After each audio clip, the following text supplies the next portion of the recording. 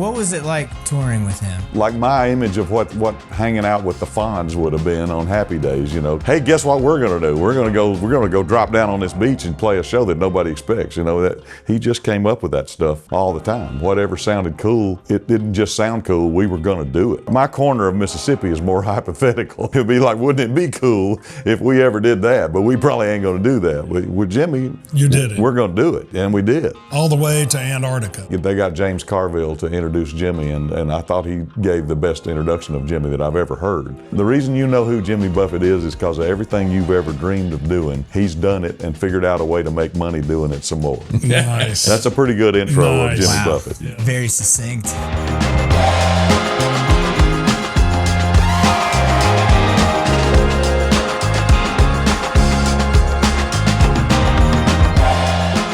We're rolling.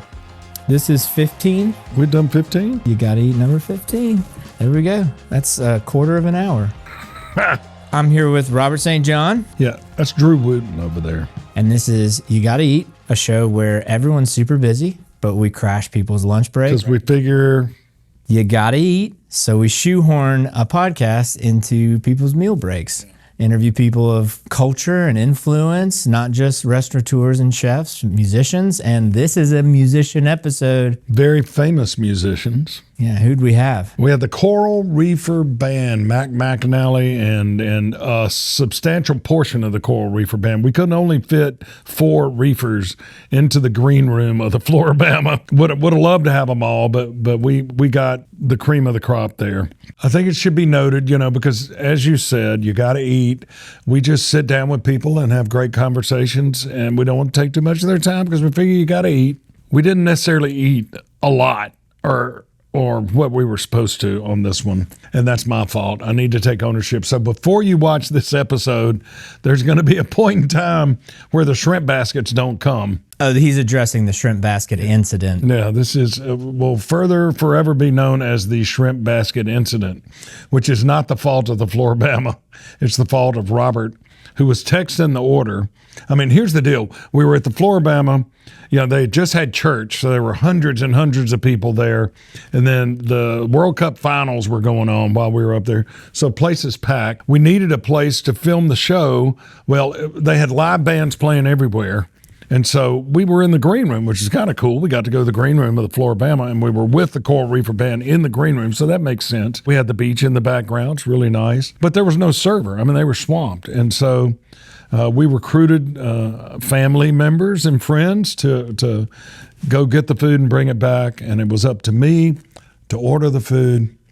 And even though Scotty ordered, and I think Scotty Emerick maybe, ordered shrimp baskets, I somehow did not enter in the shrimp basket. And as a result, your stress level was higher than most episodes. Yeah.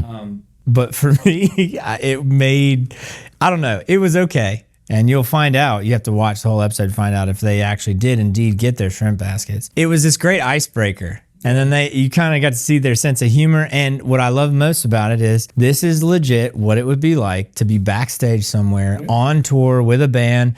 Stuff happens. There's so many things that have to go right. And that's just part of kind of being on the road. So that was a cool experience. And I hope people at home watching get to feel like they're on the road with the Coral Reefer Band too. And they were so looking forward to those shrimp baskets. I felt so bad, you know, and I'm the restaurant guy. Yeah. And so that's why I'm like, where's the food? Is the food coming? Is it blah, blah, blah, you know? Well, and I'm the musician guy, so I'm like, it'll be all right. It's like, not like I'm callous, but just like, they'll be fine. That was pretty much their attitude as well. Yeah, we'll sort it out. I think it should be noted that we filmed that episode as we filmed this was about 8 days ago. And in between us filming and then filming this, one of the owners of Flora-Bama, Pat McClellan, passed away tragically and in his sleep peacefully. The people at the Flora-Bama, his family, all the team there, they're in our thoughts and prayers, and we truly appreciate them opening up their business to us and letting us film, which is not easy to do on a busy Sunday in the middle of the season. And so our thoughts and prayers are with that whole entire family. They rolled out the red carpet for us, and the episode, the Coral Reefer Band going on tour to keep the party going. after Jimmy's passing. And I think Pat would probably want the same thing, want the party to continue. So with that in mind, this is You Gotta Eat number 15 with the Coral Reefer Band.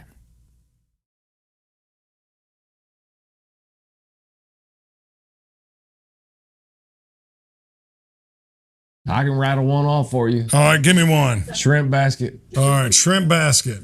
Oh yeah, that's where I am. I'm doing the same thing. And we need a smoked tuna dip. All right, that's We good. definitely do. Chicken salad, blackened. Blackened chicken salad, comma, smoked tuna dip, comma. How many shrimp baskets? 2? 2. 2 shrimp baskets. 3? No, I got Mick? I'm gonna do shrimp tacos. Okay. With fries. Same times Shrimp 2. taco with fries times 2. Yeah. Yes. Oh, you know Good what? call. Yep. Times 3, please. Times 3. So you want to undo the salad? Undo the salad. Okay, got it. Got it. Do we need 2 smoked dips? Yeah, let's We get do. 2. Yeah, we do. Yeah, probably. All right, good call. Scotty knows. Do Two one of the Cajun appetizer or Cajun oyster. We'll each right. have There he one of is. those. There's The Mac. baked Mac one. Let's do Mac's 2 of Mac's those. alive. Yeah. There it is. 2 of the Cajun oyster appetizers. Well, I mean, it says world famous. Yeah, well, We're good in the call. world. This is the last time I checked. Shrimp taco with times and times 3. 2 burgers with We're wasting good fries. content right here. This is solid content. What about drinks It's besides great. You'd be water? surprised. Tea? Anybody want tea or Coke or diet anything? Yeah. I'll do a diet or a zero, Diet, whichever. Diet Coke. Or a zero Coke. All right, Diet or zero. zero. That's 3. Yeah. I'm gonna do unsweet tea, please. Okay. Sweet tea. Seltzer water. All right. Good deals. Please. 3 Coke Zeros, 1 seltzer water, 1 sweet tea, and 1 unsweet tea. Make 4 Coke Zeros because Yeah, I'm going to drink a bunch of that. I'm going to drink 6. Well, I'm going to get 6 There Coke you go. Zeros. There you go. It seemed like It's like your old serving You're days, supposed to come to Robert. Flora-Bama Yeah. and drink, right? You still That's got it. it. That's Drink. it. You're supposed to drink. Yeah, I waited tables for 7 years. I can still do it. All right, this is what I got. 2 smoked tuna dip, 2 Cajun oyster appetizers, shrimp taco with fries times 3, 2 burgers with fries, 6 Coke Zeros, 1 seltzer water, 1, let me get that comma out of We there. need that cart we got all the gear in on. Yeah, I got 1 sweet tea and 1 unsweet Yeah, tea. there you go. All right, guys. Are you putting it on your name? Or? I just texted to Steve, the guy that books all the bands and stuff. So, He just gave us a tour of the place. It was really cool. are we rolling? We're rolling. This Oh, is, wow. That's all Okay, on. cool. Oh, yeah. What? We're started. We're tickled to death to have the Coral Reefer Band, dude. This is crazy. Yeah. This is cool. So, guys, y'all are in the middle of a tour. Yeah. Atlanta last night. You got the Wharf and Gulf Shores tonight. Is this about the 5th or 6th date so far? I think this is 6. 6? Yeah. Okay. This would be 6. Out of 18? 19. 19. Man. All right. So last year you backed up the Doobie Brothers. Yeah. How many dates? 20. 20 dates. What? This year you're headlining. How's We it get to going play- so far? We get to play more Jimmy Buffett songs, which Jimmy Buffett fans seem pretty good about that. You know, they like those better than anything, and we got a bunch of them. So the dynamic here is we've got Mac here 30 years, right? Mm-hmm. With Coral Reefers. Eric, how many? 15. Scott? 3. 3. Yeah. 5-ish. So you toured in your dad's stead towards the And end. with them. And with Yeah. your Yeah, dad. yeah. Started in 21. Yeah. So not only is there the Coral Reefer dynamic, there is father-in-law, son-in-law dynamic here. Yes, there is. Which- Yeah. Oh, that's cool. Is there any other I keep it familial close. dynamic? I try to keep him close. You know? Yeah. Well, I've known Mac since I was 20, Right. moving to Nashville. Nice. Go ahead. That's it. All right.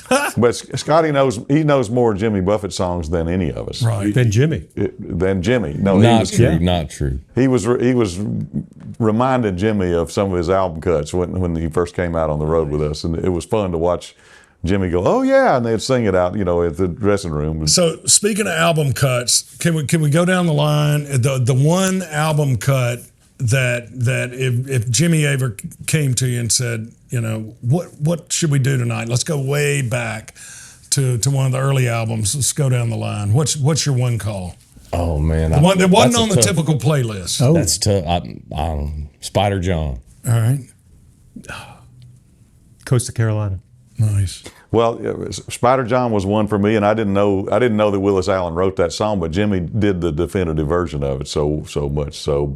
But also, West Nashville Grand Ballroom is the first song I ever heard that had the F word in it. You know, Right. so between that and Get Drunk and Screw, he was a groundbreaker, and for us Southern Baptists. Are y'all doing Get Drunk on this tour? As a matter of fact, we Who are. sings on that one? Scotty sings. Scotty. Yeah. Nice. Yeah. That's good. I think that's one of the most important songs in Jimmy's catalog. I always lobbied, even though I am the token Southern Baptist in the band, he gave me grief all my life about it. But that separated him from everybody else that was a singer-songwriter at that time. Absolutely. And he could have played frat gigs for the rest of his life if the rest of it hadn't worked out. He would have been a star in every university in the United States just Deep with that cut, song. Mick. Today, I'm going to choose Migration. Oh, nice. Good call. Yeah, That's on A1A? That's a good call. so. Yeah, that is a yeah. good call. Jimmy has an amazing catalog. I may have been death of an unpopular poet. Oh, I yeah. think if I Amazing. had to That's call. awesome. We've been talking about that one lately too. Watch the guy- Phil's Code album. Yeah, the guy that was standing in the doorway there, I told him this the other day. So we all swore if we ever got rich, we'd pay the Minute Mart back. When he did a tour in '78, I'm from Hattiesburg, so he went to college there. He told us where the Minute Mart was. We always worried and wondered, and that was a place we hung out. Right. And there's a gynecological clinic and breast imaging center there now. I didn't know. I always, if I ever met him, I was going to ask that question. But Steve works there, so he works where the Minute Mart was. But we don't know to this day if he ever paid the Minute Mart back, do we? It could be Storyteller, but he did. Okay. But he went by there in the middle of the night, got off the bus, and stuck a $100 bill in the crack of the door, is what he told me. Nice. That's and he's a good enough writer of a story that could have been a written story too. But he also did that kind of thing. I know for a fact he did that stuff. So he probably did it. What was it like touring with him? Because you're on tour now and things are different. Oh, sure. But looking back, kind of like, what was it like being on the road with Jimmy? Well, it was a little like my image of what hanging out with the Fonz would have been on Happy Days, because he just like, hey, guess what we're gonna do? We're gonna go drop down on this beach and play a show that nobody expects. That he just came up with that stuff all the time. Whatever sounded cool, it didn't just sound cool. We were gonna do it, and my corner of Mississippi is more hypothetical. It'd be like, wouldn't it be cool if we ever did that? But we probably ain't going to do that. With Jimmy, You did it. We're going to do it, and we did. All the way to Antarctica, I guess. Yes, absolutely. That's I've repeated this a time or two, but we did a charity thing for Alan Toussaint, and they got James Carville to introduce Jimmy, and I thought he gave the best introduction of Jimmy that I've ever heard. It said, well, I'm from LSU, and he's from Southern Miss, and we both graduated 4.0 blood alcohol. And he said, and the reason you know who Jimmy Buffett is because of everything you've ever dreamed of doing. He's done it and figured out a way to make money doing it some more. Nice. That's a pretty good intro Nice. of Jimmy Wow. Buffett. Very succinct. So it's a little like that. He got all of the joy that was available out of every day. And he inspired a lot of other folks to do the same thing, and it's a fun tradition to carry on at his request, which is what we're doing. Really? We're keeping a party going. Well, it was the very end. It was 24 hours before he was gone. They said you need to come, and I went to Sag Harbor, and Mike, his dad, and I went up there together, and he pounded on his chest and said, "What a hell of a ride!" And said, keep the party going, keep it all going. And I say you can accept something without surrendering to it. He never surrendered to what was going on in his body. As a matter of fact, right before he said that, he said, "We're going to Paris in November." He never surrendered to it. And played a show I've seen online few weeks. Yeah, maybe? with us Yeah. at the Yep. on the edge of the water in Portsmouth, Rhode Island. He came and just surprised everybody, and he wasn't strong enough to do that. And he did it against the advice of doctors and suggestions of family. But he was the happiest man in the world. Yep. We did 9 songs together. What a thing to say about somebody. He was the happiest man in the world that day, and the crowd was as happy as he was. But after we walked off stage, he said, the doctors know 1,000 things that we ain't ever going to know, but we know one thing that they don't know. We know what we get from what we do. Oh. And that's what he got that day. And he called me the next day and he said, I was on your website. I'm looking. You got any gigs that aren't on your website yet? I'm coming again. And I just didn't have anything. So that was one of your gigs. That was He it showed was up. a Mac gig. Yeah, I called him. My opening act. That one time I got to call Jimmy my opening act. We almost got him at one of those extra table concerts. Yes, we did. We were close. Yes, we did. We got very close. I think he was in Point Clear or Fairhope or something. Right. Eric, what was it like when you got the call first time, we want you in the Coral Reefer Band? He called me. I was in the middle of a session. He goes, hey, he left a message and I called him back. He goes, hey, are you available to fill in for Ralph McDonald, who is having some health problems? And I thought I was going to go down for 2 weeks, rehearse and play 5 shows. And so my mindset was 2 weeks in and out. And Ralph continued to have health problems. So every month, Mac's going, hey, what are you doing in June? Hey, what are you doing in July? And it just kept going on, unfortunately for Ralph. But by the end of the year, Ralph had passed away and they asked me to stay on. But it was an amazing, I spent a month and a half learning about 40 songs, studying, online videos, listening to all the concerts, so I had a pretty good idea of what I was getting into. But it was great. I mean, couldn't have been more receptive and kind, and it was awesome. And you're a percussionist, right? Yes. Yes. So that means you're playing different instruments depending on not just the song, but parts of the song. My dad's friends with Robbie Greenwich. Oh, shoot. His sabbatical semester, he went and transcribed one of Robbie's Panorama tunes, Oh, The shoot. Bomb. Wow. That was his semester project. Yeah. We were talking about before, like, Robbie's like perfect pitch. Oh, yeah. Always. Just a genius, and to a know genius. all the things that are going on in a 150-person steel band, and then be given the score and go, "What's that?" And my dad's like, "It's The Bomb. It's the piece you created." And like, how could you keep track of all that stuff? So, percussionist job, I'm a drummer as well. Oh, great. So we get a bad rap stereotypically, but that's a lot of work, man. How did you approach that? I approached it as so much respect for Ralph and who he is as a player, as a producer, as a writer, and what he had played for so many years. I wasn't there to reinvent anything. I was there to do exactly what he was doing, which had been working for 25 years. So I wasn't trying to come in and, hey, let me change, let me do my thing. So I just kind of came in and basically emulated whatever he did, and it worked. I wasn't trying to change anything. That's still a tall task, Ralph McDonald. Well, yeah, I'm going to interject. Ralph was a very competitive guy, and he put the scrutiny. He listened to every show on Radio Marg. He was looking for things to thumbs down on this boy here. And like 6 shows in, he goes, "Your boy's good. Your boy's good." Nice. That's he said he's going to be good. But I will say something I picked up from Jimmy from the get-go that I've always thought. If there was one word to describe him, it's fearless. He woke Fearless? up fearless. He woke up every day wanting to try and experience new things, experience. And one of the first shows we did was in Chicago at a soccer stadium. 30,000 people, a third or fourth show, and the sound went out the third song. And I watched him, and I'm thinking in the back going, all right, how's this going to play out? And he, went to the edge of the stage, sat there, and had 30,000 people right there in the palm of his hand. Didn't blink, didn't faze him. The crew's back there freaking out. How long did it take to get the sound? 12 minutes, 13 Wow. minutes. Oh, yeah. Whoa, which seems like Oh, it feels like an eternity. Yeah. lifetime. But He's that's- like, "You got to be quiet, but I'll play if you guys will listen." And that's what happened. Nothing fazed them, Yeah. which I love. I've heard you talk before that he was the best you've ever known at reading a crowd and being able to read a crowd. Yep. He was, and he had this persona of just easy come, easy go. But for the last 15 to 20 years, every show we played, I got at least 4 set lists in the email from him, and a call at like 5:30 in the morning the day of show saying, "What do you think about this? What do you think about this?"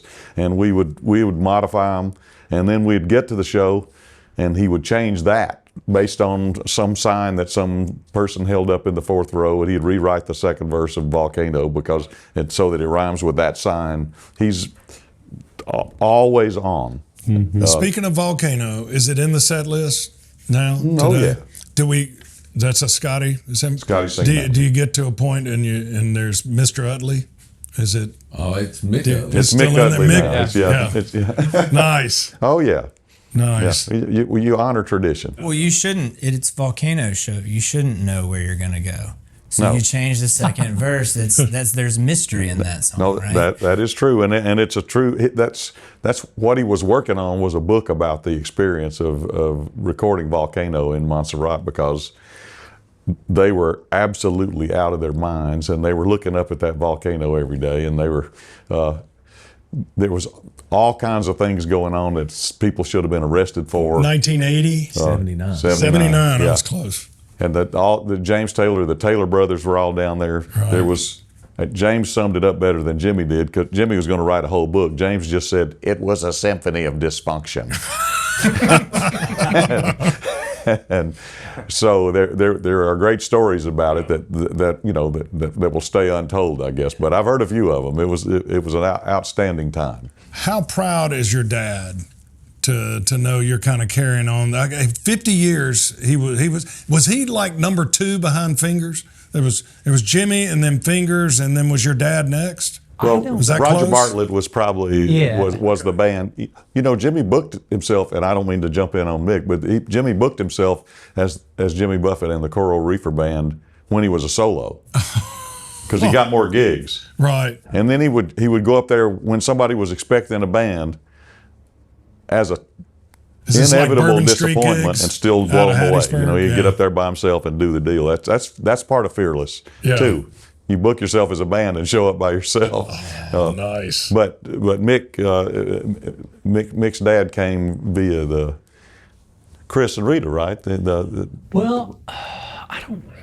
You'd have to ask him exact story, but I know the first record he played on was White Sports Coat. Yeah. And he played on Okay. every record since. But he was in Miami because Atlantic had moved him as like a house musician to Criteria or Hit Factory now, and he played, every day there.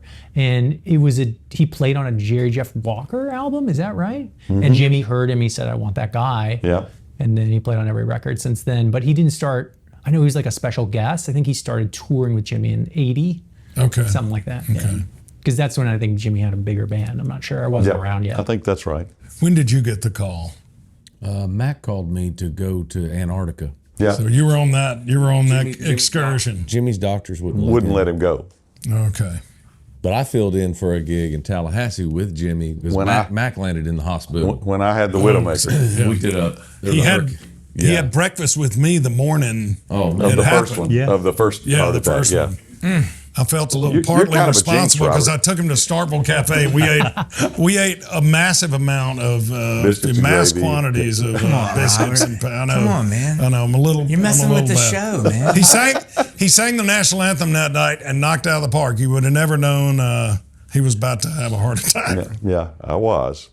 What was the gig you filled in Tallahassee? What was that? I was a hurricane relief for hurricane. I think it was 2016 or 17. Okay. In Tallahassee, yeah, a bunch of acts came, and Mac had just fallen out. So Yeah. and like Mac said, all day long, Jimmy's working on the set list, and then asking me how should we bring these guest stars up, individually or bring them all up at the same time. And I said probably individually, blah blah, but whatever you want to do, And he worked on the set list all day.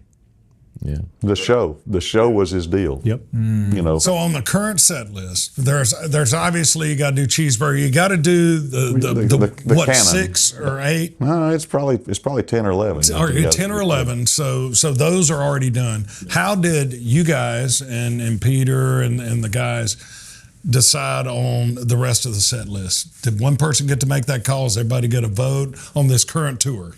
How did the set list come about? Well, I kind of made the set list, but not that I'm the most qualified or anything. It's just I've got the most experience of doing it with Jimmy, so I sort of know how he went about it. But I also have years of people saying, you know, it'd be cool if you guys did this. And we've got multiple singers in the band now. You know, Scotty sings a lot. I'm singing, Mick's singing, Will Kimbrough's singing, and Nadira sings. And so there's also a little bit of figuring out who does this best, you know, and we got to do some of that last year, you know, with that run as openers for the Doobies, you know, but along the way we've kind of figured out something that works pretty well, and you want to celebrate the guy because nobody can replace him. You know, we don't have anybody standing on his microphone. We've got his guitar on the stage. Nice. In case he wants to show up, which it wouldn't surprise me that much if he did. But at any rate, we're trying to honor and not replace. You know, we're just glad to be associated. What's rehearsal like with you guys? Because I think of that all the time, like, you know, being in a band's like being in a relationship just with other dudes, multiple dudes, and it's such a hard thing to get right. It takes the right kind of person, you know. I don't know if you've seen it. What's that session? Rob Zombie did an interview about session musicians. He goes, "There's 1,000 people that can play the parts. Mm-hmm. Of that 1,000, there's 100 that are available, and of that 100, only 3 do I want on a bus with me for more than 6 weeks." Yep. So, like with you, what's rehearsal like, and what's the dynamic like together as a band? Well, that's as much of a testament to him as anything, because he assembled basically a family. Jimmy was great at putting people together, and I'm talking too much. These guys can tell you the same thing, but it's the people in this band are aunts and uncles to my children, and same in the crew. It is a family. So you still have the same crew?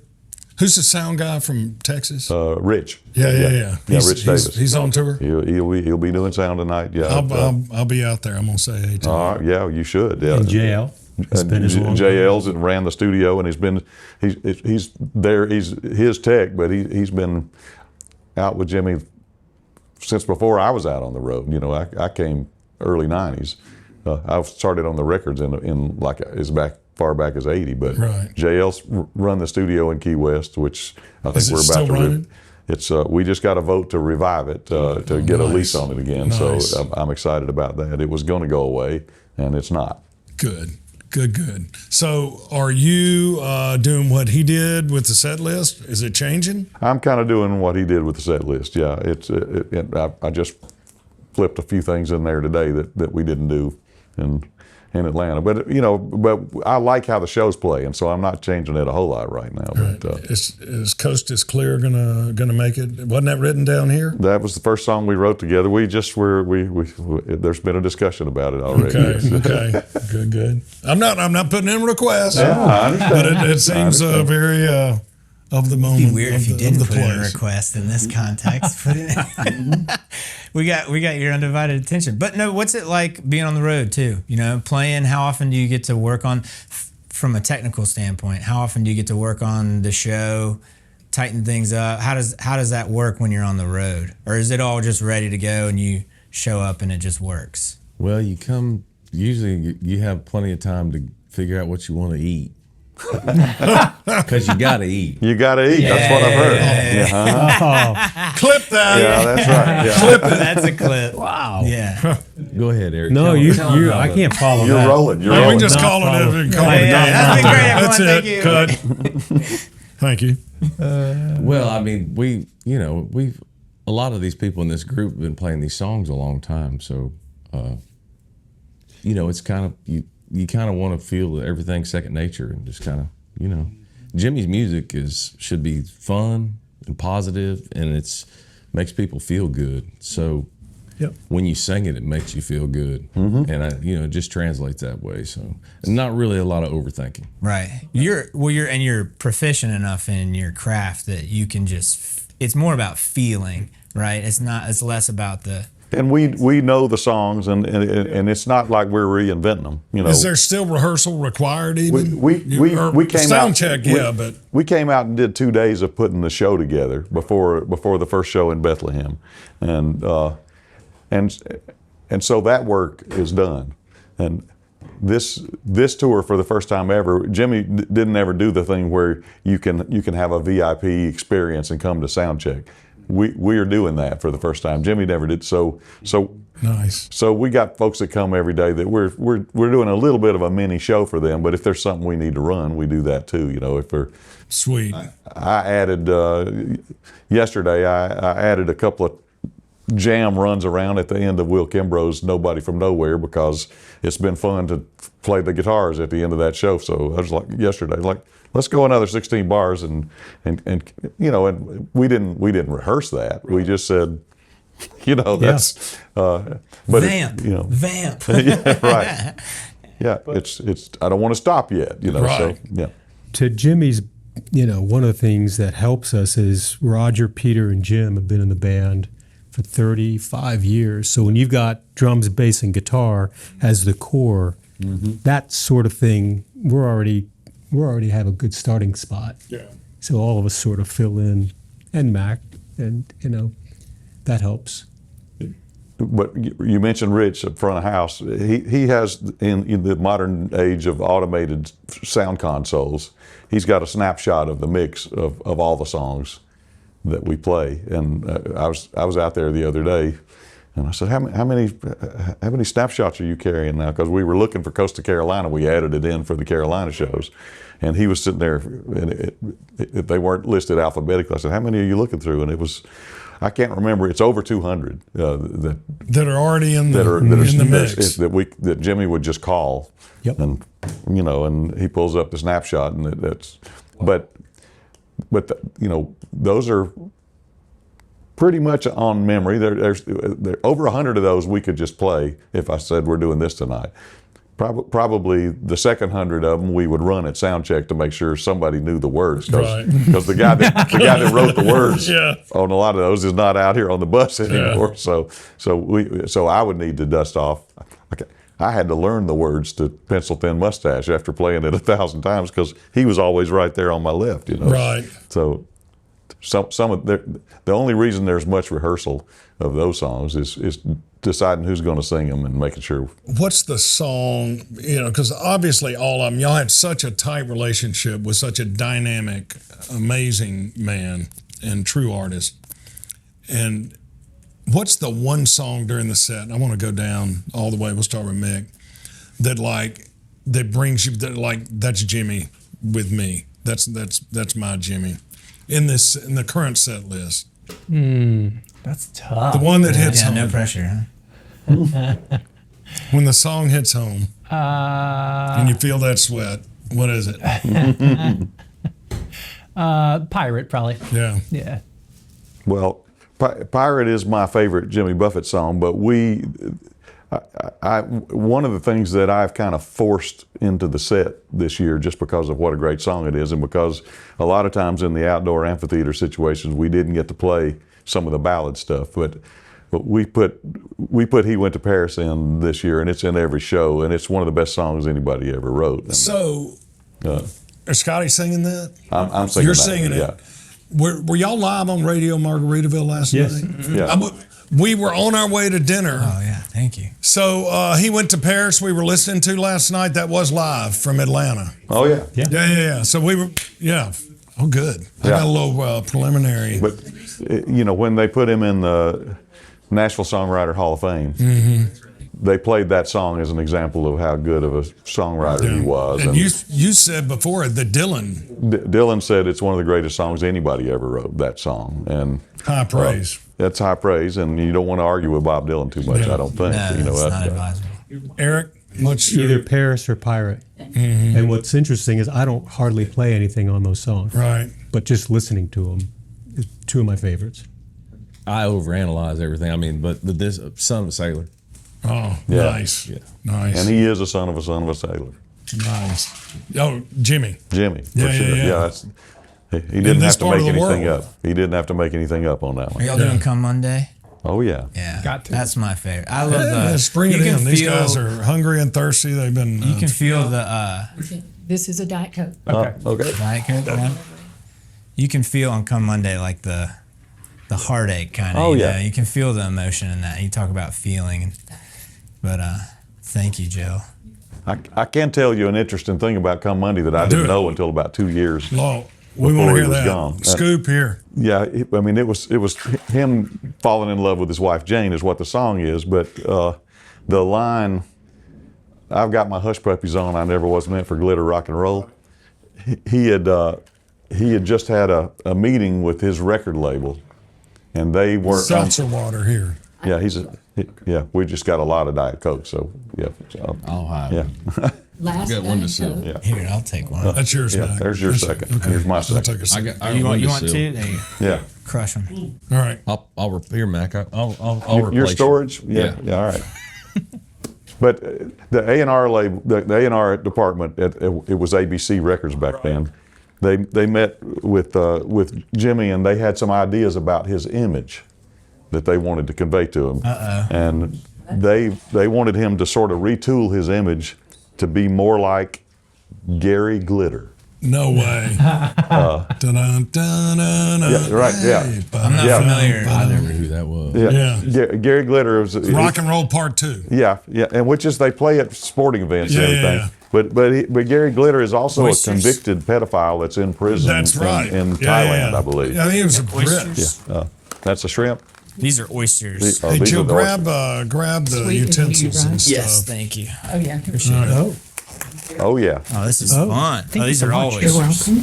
Oh, We're going to see if we can just hand y'all everything all at once. Yep, yep. Bring let's some do of that it. tuna dip down there. I know Scotty's ready for some of that. Here, let's see. Oh, Hard. Taco. silverware. Here's a burger. Oh, they said there's no tuna dip. We were out, I All said. right. Okay. Oh, shit. Yeah. Okay. I wasn't reading my text. You jinxed us. Burger. Burger. Bacon. Burger. Oh, sorry. No, you're good. Did you have a burger? You had shrimp tacos. You had a burger. Thank you. Here's a tacos for you, bud. Burger number 2. you Taco Bell? I got a shrimp basket. Just but I'll cocktail. eat basket. whatever. Shrimp basket. You gotta eat. You gotta Tacos. eat. We repeat. Yeah. Shrimp basket down here. Your second Tacos. burger. Let's see. I think. I don't have shrimp basket yet. Who else got a burger? No, but I'll eat some of it. Yeah. Drew got a burger. It won't No, go I to had waste. tacos. Oh, look at that. There's a Diet Coke right there. burger number 2. It had 2 straws. There's some ice down No, there. sweet tea. Sweet tea. Okay. These are all oysters. Well, Hey, thanks, thank bud. y'all guys. Appreciate you. Y'all have fun. Thank y'all. Looks like we got 3 oysters. Jill's been married to a restaurateur for 39 years. And she finally, Did we get a Got to shrimp serve. basket? Through rain, sleet, you still gotta eat. We oh, we got to get Scotty. we got to really Yeah. emphasize you're not being paid to say that. Yeah, that's right. Yeah. Well, Mac put it on repeat. Yeah. Yeah. What are you waiting? Well, we Has everybody got what they ordered? No, we got we shrimp didn't baskets. we didn't get any shrimp baskets, but we got 3 orders of oysters. So You want a burger? Here, have a taco. Yeah, have a I taco. got tacos. Have a taco, Scott. I'm not Well, going to we eat. will. You want a If we're burger? not getting And shrimp I'll order baskets, some we'll more get on shrimp it, but baskets If we're having here. shrimp baskets. Yeah. Have a burger until we get the shrimp you eat the baskets shrimp? here. I won't eat that, no, I'll eat some oysters. but I will only eat one of those. You're There were refusing supposed to eat be one of your 3 tacos. shrimp baskets, period. Hold on, Mac. Let me cut this burger in half. And cut the burger in You half. gotta eat. Yeah. You get Yeah. Here, what, Mac, you have mine. No. We'll have one. Okay. We'll eat some oysters. It'll be fine. That's yours. This is exactly what we do on the road. Exactly. And we're on the road. Well, by Yeah, the way. this is very on brand. Incidentally, we're on the road. Here, I'm stealing Yeah, a Bill. little We bit of couldn't your- change even if you tried. There you go. Well, what's been the most exciting part about tour so far? Eating. Eating. No, it's all about eating. It is totally about food. Man. Thank you, Scotty. What's been your best meal then This on one, the road? This one? Yep. because of the company. Yeah. There you go. Man. We did a We've little had a couple of good ones, though. chop house. Yeah, we did the lobster bar chops in Atlanta. Atlanta Oh, nice. for my belated Atlanta. birthday, and it was right. They got it right. Oh, that's nice. Looking forward to Hey, Austin. those are good, Scotty. Yeah. That'll be great. My go-to in Atlanta is Super Rica. Oh, yeah. Oh yeah, There may be one in Nashville. there too. is. It's There is. so good. Yeah. Really? Really good. Never heard of that. Tex-Mex. It's right behind Arnold's. Super Ricky is in Nashville. Ford Fry is the chef there and the owner. He's a really good restaurateur. Originally from Houston, but Most of his places are in Atlanta. You'd know a bunch of them. Marcel's one, and Their nachos, so good. yeah. Love it. He does a brunch with a pancake. It's about the best pancake you'll ever eat, and it's got buttermilk syrup. Oh, Have you ever heard of buttermilk I syrup? have not. but I'd be interested. I hadn't either, but it's so good. I started serving it in one of my restaurants. It was really good. We'll get y'all some shrimp baskets. I'm sorry they dropped the ball on that. But anyway, that line in Come Monday is Jimmy flipping a bird at his A&R guy. I got my hush puppies on. I never was meant for glitter, rock and roll. It's like I ain't gonna dress like Gary Glitter. Right. That's I never knew that. I played that song maybe 1,000 times, but many hundred times, and he didn't tell me that until like 3 years before. Wow. Yeah. Is Bubbles up on the set list? And he wrote that with Will, who's out there with us. So. Everything good?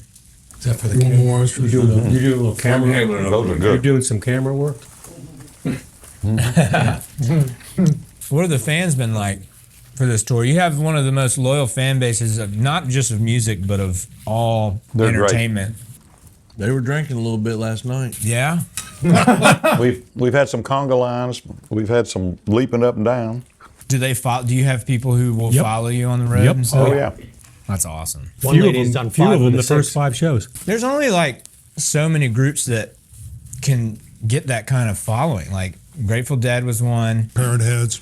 Yeah, and then the Parrot Heads, but like, and maybe some, Panic, Fish, Yeah. Dave Matthews maybe, but Oh yeah. like other than that, I can't think of anybody where you go like, yeah, I went and followed the band for a couple of weeks, and you're like, oh yes, yeah, of course. It's not a surprise if you're a Parrot Head, so that's got to feel good to have that kind of support when you're. The hardcore ones do a little henna tattoo for the number of the shows. Oh, really? Yeah. And I've seen a 240 Oh my gosh, tattoo. Lord. Lots of 3-figure ones. Lots of over 100. that's awesome. At the they get ticket agency prices. Those guys, So it ain't cheap. it's almost like a mutual fund, except it's joy that they're investing in. That's a beautiful way of putting And it. they are very happy with their return on investment, Yeah. That's awesome. which is I don't know anybody else. I know, like you say, the Dead have fans like that. I've got a friend who went to, I think, 12 of the Sphere Dead and Company shows. Which that's a mutual fund too. But and loved every bit of it. Now you guys know why the Parrot Heads have to tailgate all day in the afternoon and everything. Get ready for the show. Why is that? Because you got to eat. It's about to do a Heimlich maneuver on me. I'm going to swallow that burger. It's amazing. It's a big learning experience here today. Yeah. I mean, you literally have to. So when things kind of settled after the loss, what was the first conversation like? Like, we're going to keep this going. That's what he asked for. And how did it end up opening for the Doobie Brothers last year? There were legalities that had to be dealt with in his absence because the touring company was his. But Irving Azoff, who looked after the Eagles and then looked after Jimmy, Legendary. the Doobies. He also manages the Doobies, so that came as a way to package because the Doobies tour about every year too. And Sorry to interrupt. Oh, that's all right. I need some ketchup for these fries. Gave me time for my train of thought. Would you like some ketchup? No, I'm good. Hot sauce. Eric, you got a shrimp basket? Yeah. Okay. No, it's no, coming. I got Hopefully shrimp they're tacos. I'm coming. good. I'm good. I was Okay. just thinking, I've Okay, you never got the been at a taco. table with someone who had to pass someone else ketchup while talking about working with the Doobie Brothers. I'm sorry. Continue. That's a first for me. No, it's all, but it was a great fit. They're a great band. They're great people. They treated us great. Their fans are great, although they're entirely different than the Right. Parrot Heads. You could tell. You got faded black Harley Davidson T-shirts and you got Hawaiian shirts, and Jimmy's fans like to stand up, and the Doobies fans are more sitting fans. But the music was great, people were great, and it helped us have time to sort of figure out how to go forward. you know, we're getting some benefit from that this year. And you never know. No touring act knows what the half-life on their touring career is. Right. But it is a joy to be able to play music that we love to people that love it and that love that we're doing it. And ever how long that lasts, it's a wonderful thing. And ever how long it lasts, it's a testament to the guy. It's a testament to the guy, but it's also a testament to y'all. I was sitting here trying to think, when else in history has this happened? And I think it's more like maybe the Glenn Miller Orchestra kept going, because the charts are there, though. And Count Basie's orchestra still, you know, well, Glenn Miller's orchestra still They're tours. still- Obviously, yep. nobody alive that was them, but all the charts are there, so you hear. Yep. This is totally different, though. I don't think in modern era rock and roll, country, the whole genre since 1960, anything like this has happened. This is, I think, a first in modern music. To my knowledge, well, Dead and Company, but that's a whole different thing. It is a whole different thing. Well, and even the last 15 or 20 years of Jimmy's touring, people that were his age that were touring, it's primarily a nostalgia thing. Right. And most tours are some element of nostalgia. I mean, most people go see whoever they got to make out to when they're dating, and early, you know, that's a big moment, you know, or whoever. And Jimmy never felt like a nostalgia show. We always had multiple generations. We had grandfathers that brought their children, that brought their children. We've had 4 generations of families at show. And there are college kids now that come because they learned these songs from their parents and their grandparents. And it's vital to them. It's like it's important that they do it this week. They're not honoring something that happened 30 years ago. They're honoring being there tonight. And y'all all do studio tonight. work. still, right? Studio still. Oh yeah. Still. Studio work, nice. We're just mastering a new Jimmy Buffett record right now that his dad and I produced out of stuff that we've accumulated over the last. Nice. Some of it as old as Kind of basement tapes type thing. a little bit, yeah. Jimmy had a habit of. He would bring 2 or 3 songs in. He would say that he had half an album written, but he didn't. But he would bring 2 or 3 songs in, and we would cut them, and then he would get excited. And then he'd start writing. And a lot of times what he wrote yesterday would boot the first 2 or 3 out.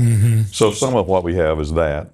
And some of what we have are things that we recorded for a specific purpose that were never put on an album.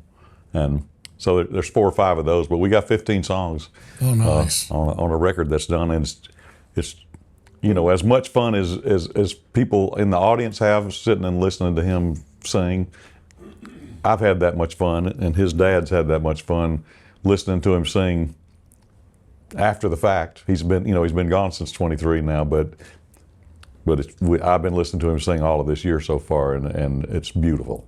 As a musician, you have a very enviable position, right? To other musicians, how'd you get here? I know we're talking about like the band and what it's done and everything, but how did you individually get to this point? Because I know so many bar musicians, I know so many people in music school, I know so many people who teach and are just dying to play on a Friday night somewhere for an hour for $20 and tips and stuff. Like, how do you get to this point where you're like on a major tour working with such a legend and be able to like impact so many people's lives so positively? Like, how did you get to that? Now.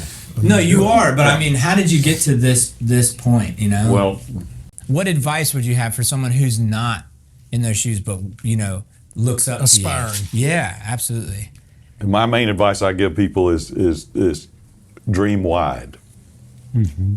Because you tend to have a picture in your teens of what you want to do. And a lot of musicians, it's like, I like everything from Metallica's 3rd album to their 5th album and nothing else, you know. And half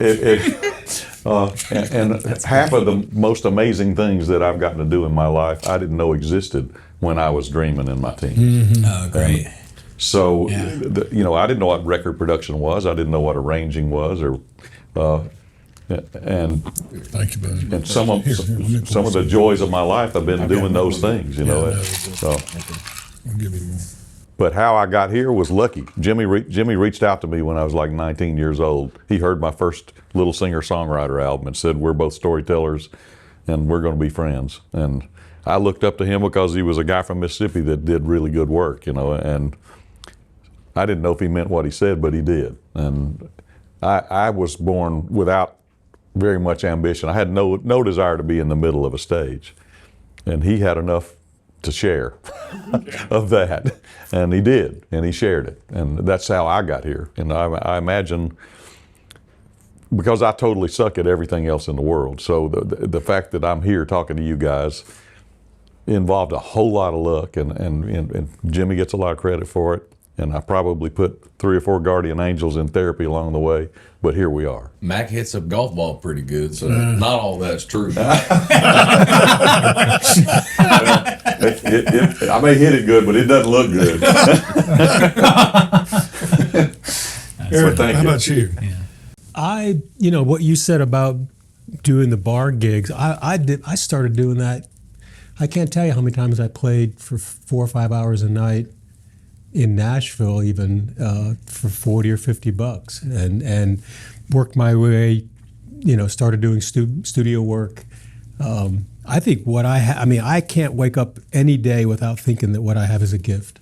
I mean, it's a gift from the Creator, and that's what I look at. I turned 60 last year and thought to myself, man, I've been playing for 50 years. Over 50 years, and I still love it. Every day I wake up and I love what I'm doing, and I'm constantly trying to grow and learn, and that's what keeps me motivated, is trying to learn new things, trying to grow musically. Well said. Mick?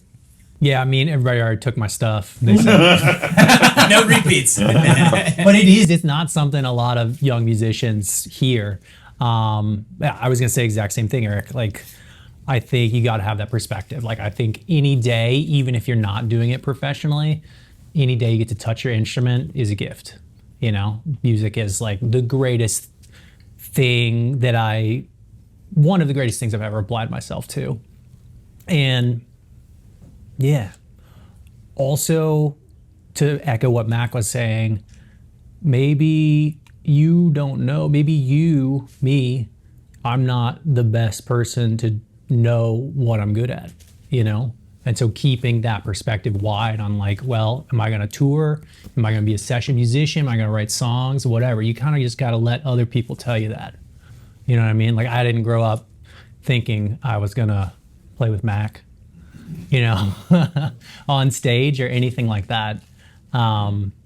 Yeah. Like, some people they have success as a songwriter, and then you follow that. You can't really, like in entertainment, you can't really decide that stuff, What did you dream about besides eating? I knew it was coming. I was trying to. I headed that one off to the past, which I shouldn't have done. I've been blessed to write a lot of songs and traveled a lot, but a lot of my music career has been like, you order a shrimp basket and it never shows up. I'm not being rude. I'm on the phone trying to get a damn shrimp basket. I was 3 making of them a up career here. analogy there. That's a song title right there, man. No, The shrimp basket that never came. I'm trying. Well, let me brag a little on Scott since he won't do it for himself, but Scotty's a great singer, great songwriter, great guitar player. He kind of was to Toby Keith what people give me credit for being with Jimmy. They wrote I Love This Bar together. They wrote Good As I Once Was together. They wrote Beer for My Horses that Willie and Toby did. That's crazy, man. He's going to be in the Songwriter Hall of Fame. He's just too young to be there yet, but that's coming to him too. And he and Toby, over and above that, did 230 something free shows for our troops all over the world. Nobody charged anything. They went and played wherever we had folks. They had to get off stages into foxholes and in active military, and so he wasn't going to tell you that. Yeah, So Toby was great, and Toby was one of the biggest Jimmy Buffett fans. He was, for sure. To be a good writer and you know, in our kind of genre, it's, and Toby, I came from that same school too of, that's the kind of music we grew up, you know. Jimmy was a part of just as much as Merle Haggard, Dolly Parton, Willie. Jimmy, his music was right there, you know. And so studying that to learn how people craft and write songs, you know. And Toby was Jimmy was a huge influence on him. And to Toby's credit, you know, Toby was he walked the walk, you know. And USO, as far as playing overseas, you know, came from the standpoint of, doesn't matter what side of the aisle anybody's on, we have troops all over the world. And what Bob Hope started with the USO is to get entertainers there to give them boys a piece of home. And that's all we wanted to do, and we fell in love with, you know, we got addicted to sharing, you know, giving. It made us feel just as good as it made the troops feel. What was the hairiest situation y'all got in on one of those USO shows? Well, our goal was you always flew into the main bases, and then from there you could go to FOBs, far outreaching bases. And I don't know, in 04, we went on a convoy from Fallujah out to Abu Ghraib prison. And so we were on the road, you know, we weren't in the air. And so we took like a 40-mile, you know, and I remember the checkpoints, you know, there was like 6 checkpoints, and then once you're out, you're kind of on, you know. And we had protection but we were on the road, you know, like from point A to point B. So that was a little, you know, hairy. Yeah, I mean, we had traffic that was, you know, civilian traffic. So, and 04 was a kind of a tough time for that area right there, you know. But geographically, we had such a great experience from just visiting so many places, and even going to the Navy. You know, we ended up, after Afghanistan and Iraq for 12 years, we did a few years on battleships, and, you know, Easter Sundays to helicopter from the mothership carrier over to the battleship guarding that, and have do an Easter Sunday show on the battleship for them people and spend all afternoon with them. And we did that a few years. Just wonderful experience and meeting people from all over the world. I had a experience. A boy that grew up across the street from me in Vero Beach, Florida, didn't have a father. He was raised by his grandparents, Scotty Owens. And I went to Nashville at 19, and Scotty went into the military and was killed on the USS Cole, bombing in Yemen. Remember that? Yep. Well, one battleship I was on Easter Sunday, we were done eating, and we played the show, and I was up on the bow of this beautiful battleship. It was cool. And I told them all the story about, you know, the boy across the street. And a lady sailor, she turned white and she ran. She said, "I'll be right back." And she got the lady that was on the ship that knew Scotty Owen, and the bombing, and helped get I think there were 6 or 7 of them, but she was there. And so I was just like, wow, that was just across the street from me growing up with him. And then all these years later, just such a small, you know, things like that, you know, are peppered all over, you know, those kind of experiences of traveling, you know. So it was a great experience. What are the odds to run into someone that knew your childhood neighbor?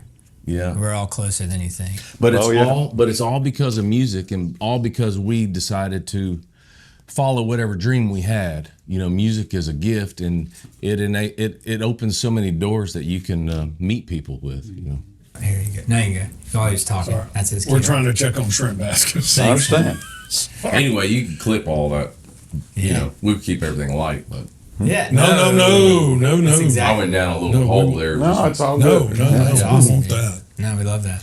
What do you want people to take away from when they're walking out of the show?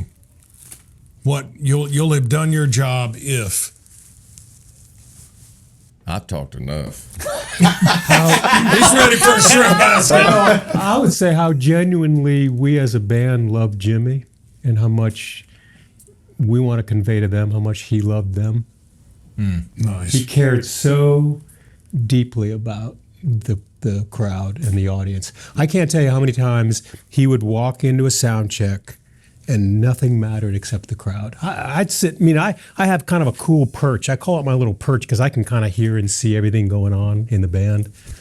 And I can't tell you how many times he'd come out with his iPad. And this is after him and Mac had spent hours, going through. Multiple. And he'd still come out at 4:30 and would still be, what about that? No, I can't do it, And there's 4 or 5 of them that would sit in the middle of the stage. And I've toured with a bunch of other pretty named artists. They would never do that. They would get their set list and that's it for the whole.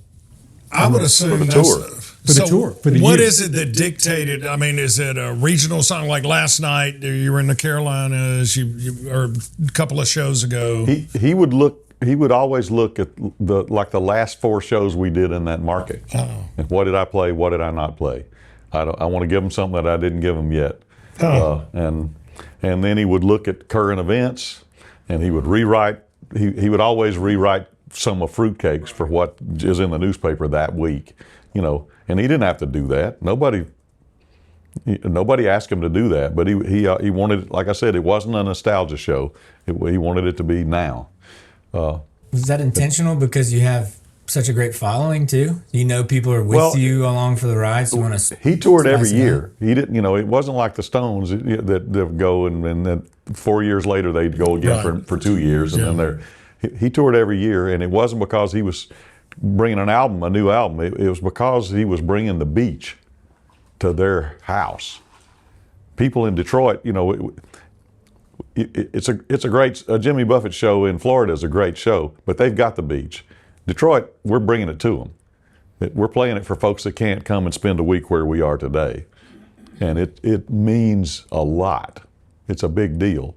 They get a babysitter and they pay a lot for parking. They pay a lot for beer to have a mini dehydrated and then rehydrated at the venue, a beach vacation in one day, and they get it all in. And he knows that's important to him. And, we were providing a service that nobody else was providing.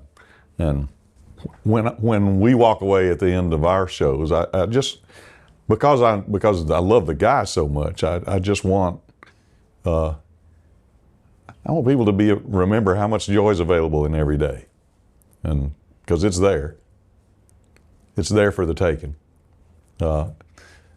Better to take it than not, than leave it on the table. Amen. Man, I never would have thought of that. A landlocked, because we're so spoiled being so close to the It's Gulf. here. I never would have, but that makes total sense in Detroit. Yeah, you brought up the beach. Yeah. Wow. We're looking for shrimp bag. We're an hour in, so We're fine. Well, I think he's going to get them, but Should we get dessert or anything? what? Oyster bars, Pat? No, we're good. Don't worry about that. I will. We don't have to eat anymore, do we? No, we're actually. Well, the whole thing is We don't gotta eat. Not anymore. We want whatever's good for the. You get enough for your We got our final questions, and then we'll be yeah. So we ask our guests these 2 questions. He's a restaurateur. I'm a musician. We like that food people and music people are pretty much the same. Pretty much. They do different Absolutely. things, but like we found that's why It's all passion. right. Well, and it's something that's part of everyday life. And it's something that it's the coolest job in the world. It's also can be the hardest, But my questions to everyone is, what was the last thing you listened to? What would be, if you had a tape deck still, what would be in that tape deck? What would you be listening to? When you were shaving this morning? But not on the ride over, but before tour. In your own vehicle. So it's your choice. What were you listening to on the way? I wouldn't listen to anything. Hell yeah. Tell me more about that. I listen to a lot of new music, like they have New Music Fridays on the various Apple and Spotify, just because I'm always, like I said, I'm always trying to learn and try to be aware of what's out there. So I sort of soak all that up. And he's playing on records every day. Right. So I kind of need to know what's out there and what's good, what's not good. So I end up doing that. not in the car so much, but I listen because there's so much available YouTube that I didn't have a chance to listen to. I listened to a lot of stuff that I never heard early on, but I also listened to some of these, like what I was listening to today was this amazing guitar player that made sort of a Jeff Beck arrangement of Blessed Assurance, which is a song my mom played all the time. She was a gospel piano player, and it's just gorgeous, puts a tear in my eye, just to hear the guy sitting by himself with a Stratocaster playing a song that I've heard sung 1,000 times and made it mean more than it ever meant to me until today.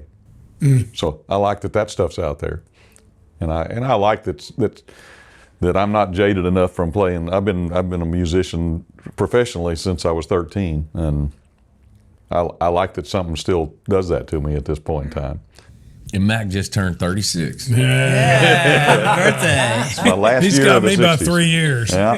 Mick? Man, I think it's really cool what you said because I don't know. Sometimes I think food and music are your sort of greatest windows to any culture, right? 100%. Maybe as we know now, food more so because you got to eat.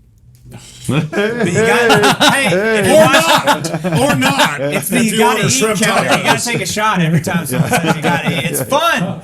With the Coral Reefers, that's one brand. Anyways. But that's why I love traveling and what we do. I'm so lucky to do what we do. Because as everyone knows now, it involves both. I mean, we're eating and we're playing, and that's pretty much life. But the last thing I listened to, I don't know why, I didn't grow up a fan of Bill Evans, but on the plane, I got to put on some Bill Evans just to like chill out before takeoff. Like Waltz for Debbie, Well, I was something just like about that. to say Waltz for Debbie. Yeah, it's just really not. It just relaxes me. You feel smarter when you're done? Yeah, I feel like I could do something besides just crush a movie, or There's story there too. Yeah. All right. Well, we'll start this way and go here. You're 12, you're 14. It's your mom or your grandmom. It's your birthday. They're gonna cook you whatever meal you want for your birthday. What's your go-to? What's your answer? My mom makes a mean smoked duck gumbo. Ooh, So that's nice. That's it. Yeah. Good. Sounds awesome. Lord have mercy. Yeah. It's It's lucky good, man. It's good. Mac. It would have been my grandmother, and we didn't really do birthday celebration, but she made a cake for me, and she asked me what kind I wanted. She asked me what I wanted and cooked it pretty much every day of my life. So the birthday wasn't that. What was your go-to though? What was the one that? The thing that she did that she made we've talked about it. She made a thing called butter roll. Yeah. And it was. I looked that up after we talked about it. Yeah, it's and not many folks do that, but it was amazing. And Tony is because you got to eat. Look at it. I'm just all going to about pass Scotty. it down. This is for you, Scotty. You gotta go. eat that thing. It's all for you, Scotty. Here, let's You just look get at this all out of the three way. of them. Oh, I feel better take that now. top one, Scotty. Who had the third one? Not me. I think we just did that for just did that. posterity. Somebody, if somebody's still hungry, That's Tanner and Go for it. Tony can crush that. yeah. But Yeah, literally butter roll. every day. Talk about what that is, because somebody. Well, it's a thing she made out. It's sort of a butter cobbler. She would take biscuit dough, roll it into a little triangle. She would put a slab of butter over the top of that. She would pour sugar over the top of that, nutmeg over the top of that, fold it up like a dumpling. And That's Belmont, Mississippi, in a casserole this is dish right there. yeah, well, it was done in the cast iron. Oh. And then she would bake it until the golden brown stuff started, and then she would take it out of the oven and pour cream over the top of it, and then cook it on the stove so that the cream would soak down through all of it like a cobbler filling, and caramelize, and all of that would bubble up, and so it'd be brown and crunchy on the very bottom and on the very top, but everything inside was totally saturated with nutmeg, and it was. When was the last time you ate one? My baby sister does a pretty good facsimile of it, but she died in '89, and I mistakenly thought she was immortal, and so I haven't had one of hers obviously since then. But Next time you're in Hattiesburg, it's on me. oh man, well, it's a wonderful thing. You won't regret knowing about it. Homemade lasagna from my mom and her apple pie There you go. with lard crust. the only way. No, yeah. Wouldn't last but a day. I'm just saying. Yep. Today's Sunday, so I remember my mother, we'd have barbecue chicken thighs, yellow rice, and her banana pudding with a lot of layered Nilla wafers. So you're more Nilla than banana. Well, I like both. Yeah, but some people prefer one or the other more. You're good on even. Well, Even distribution. You of really banana got to eat. and You got to wafer. have both. He's Like a and 50-50. subscribe. I got my own pudding without bananas in it at all. I just had all vanilla. It was a vanilla pudding that they made separate for me because I was spoiled. Oh, I had no idea that we were poor. I just got almost everything I asked for the whole time I was growing up. That's awesome. Mood-wise. yeah. Nothing for Christmas, but you and Me both. But you ate well. My grandmother would cut the crust off. That was me. You know, we've never answered. While they're eating shrimp basket, real quick, you've never answered that question. What was your go-to? My mom made a great goulash, and I'd always have carrot cake. She's from up north. Yeah, she's from Chicago. That's goulash country. there you go. Yeah, my dad's from Louisiana, my mom's from Chicago, so I make no sense. That's great. What about you? What'd you get? Stuffed peppers. My mom would make. She made great gumbo. You know, she's a single mom, public school art teacher. We didn't have any money either, and she didn't have a lot of time. But stuffed peppers were like my go-to, with mashed potatoes and English peas. And I make a nest in my mashed potatoes with my English peas. And I'm the only one in my family now that eats English peas, so I never get to eat that. But whenever I'm in a place and it's rare that you have English peas and mashed potatoes, I won't eat a meat. I'll eat that. Reminds me of home. Nice. That's awesome. Yeah, our family was always more the music side, so we'd always have to listen to birthday-related songs. All right. You know, it's the only kid my age that knew about Beatles' birthday song. And they're like, "What are you talking about?" You know, so that was usually how we. I never ate the school lunchroom. I would go stand in line until somebody looked away, and I would take out running. I run to my grandmother's house. I told her every morning what I wanted for lunch, and she cooked it. And I would run. She lived about 250 yards from the schoolhouse. I'd run full speed there, sit there, and she would have it sitting on the table warm. I would eat with my grandmother, and I'd come back just as everybody was throwing their milk cartons away, you know, and school lunch, and I felt sorry for everybody in the building. Yeah, you didn't miss anything except at me. school It's lunch. like out of a movie. It is out of a movie. I got away with it forever. That's crazy. Fourth grade, Tim's Elementary School, Hattiesburg, Mississippi. We would they made really good yeast rolls, but for some reason the kids in my age area, they wouldn't eat the yeast rolls, you know. And so we'd take our trays back up, and the lady gathering the trays and scraping and doing whatever would always take the rolls and put them in a basket. And for about the first month of fourth grade, I was like, what are they doing with those rolls? I bet they're taking them home. They're taking those rolls home. So one day, I got my roll, took my knife and cut a hole, dug it out, and it's the first time I gave up English peas, put my English peas in the roll, plugged it back up, put it on my tray, took it back up, and I was a little nervous. Like if she picked it up rough, peas were gonna come out, and I'm, you know, what are you doing here? Well, they didn't. She put it in the basket, and I got kind of chuckled, and the next day we're just like, oh, I bet she took that thing home, and her husband bit into it, and we're talking, and we're looking to see if anybody's mad or whatever. And about halfway through lunch, this kid named Mark Weldy screams in the middle of the lunchroom. He had bitten into the pea roll. They were just reusing the recycled rolls. Yeah. Again, it was cold peas from yesterday. Oh, yeah. Yeah. Sabotage. So that's what we had to deal with. You got to go home and eat your grandmother's cooking. Yes, I did. We were hiding peas in rolls. That's funny, man.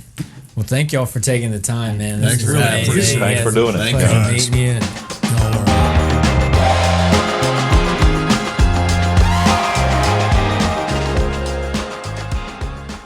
Well, that was wild. And he got his shrimp basket. I mean, right under the wire. Again, my fault.